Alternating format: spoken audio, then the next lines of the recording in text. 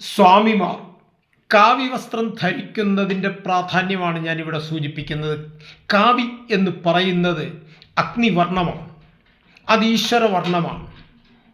അതിനൊരു മഹത്വം കൂടിയുണ്ട്.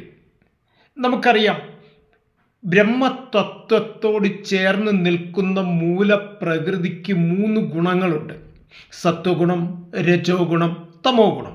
അതിൽ സത്വഗുണത്തിൻ്റെ നിറം വെളുപ്പാണ്, രജോ ഗുണത്തിൻ്റെ നിറം ചുവപ്പാണ്, തമോ ഗുണത്തിൻ്റെ നിറം കറുപ്പുമാണ്.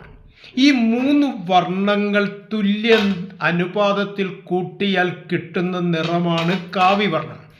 അതായത് ഒരു സന്യാസി കാവി ധരിക്കുന്നതിൻ്റെ പിന്നിലുള്ള മഹത്തായ ഒരു സന്ദേശമുണ്ട്. മൂലപ്രകൃതിയുടെ ഗുണങ്ങളായ സത്വരജസ് തമോ ഗുണങ്ങളിൽ വർത്തിക്കുന്നവനാണ് താനെങ്കിലും ഈ 3 ഗുണങ്ങളും എന്നെ ബാധിക്കുന്നില്ല എന്നും അതിനുപരിയായ ബ്രഹ്മതത്വത്തിൽ ഞാൻ മനസ്സ് വ്യാപരിപ്പിച്ചവനാണെന്നും സമൂഹത്തെ ബോധ്യപ്പെടുത്താനാണ് സന്യാസി കാവി ധരിക്കുന്നത്. ആധുനിക കാലഘട്ടത്തിൽ ഈ കശാപ്പുകാരൻ കാവിയുടുക്കും, ബ്ലേഡുകാരൻ കാവിയുടുക്കും.